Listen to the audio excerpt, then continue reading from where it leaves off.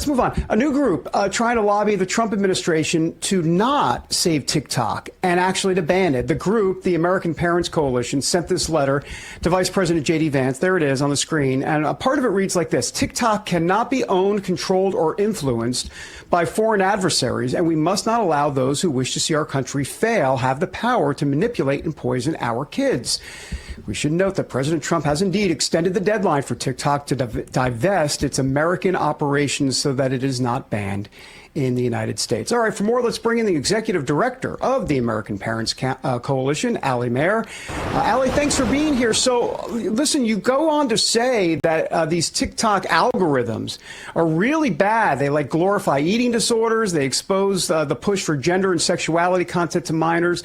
Tell us more about this, and good morning to you. Good morning. Thank you for having me. First, just a little bit about us. Our organization, American Parents Coalition, we were formed to give parents the tools that they need to be able to raise the kids how they want to raise them. We recognize that nothing should stand between a parent and their child. And that includes things like TikTok and big tech. Now, nothing that the government does from here out can or should replace the really important role of parents.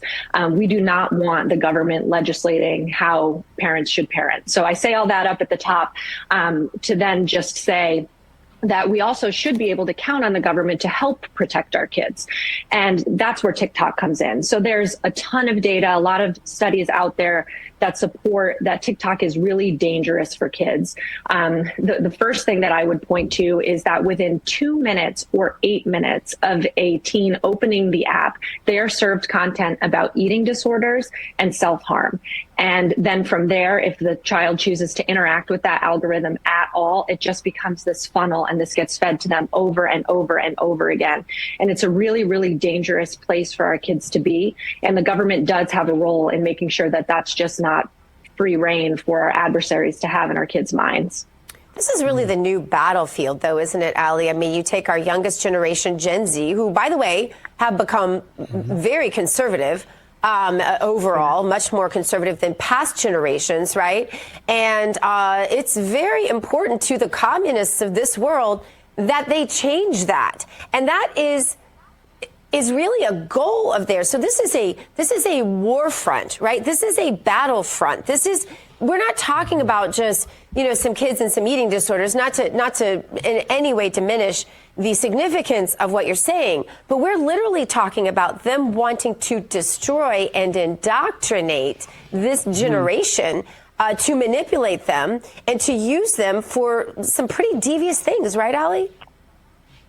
Absolutely. And we saw that in the wake of October 7th. There was a big difference between the content that was trending on platforms such as TikTok versus Instagram, Facebook, and Twitter, some of the other, popular social networks. And it became really clear that the hashtags that were used and promoted on TikTok were very pro-Hamas and sympathetic to the terrorist organizations and Iran and the countries who wish to do us harm.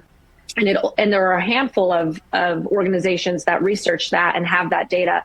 The other piece of it is, of course, this gender ideology and, transgenderism and just sowing doubt and confusion in kids. Look, being a kid is hard enough as it is. I think everyone remembers how difficult it is to go through puberty and to be in middle school and the who's up and the who's down. It's a difficult time. So anything that a foreign adversary, again, I can't stress that enough, has the controls to our kids' brains and is playing with their head in that very, very vulnerable, malleable time, and then has access to it for significant portions of their day.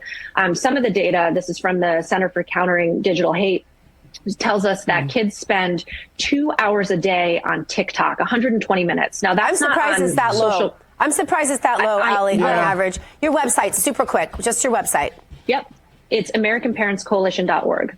All right, Alleigh Marre, thank you so much for being with us.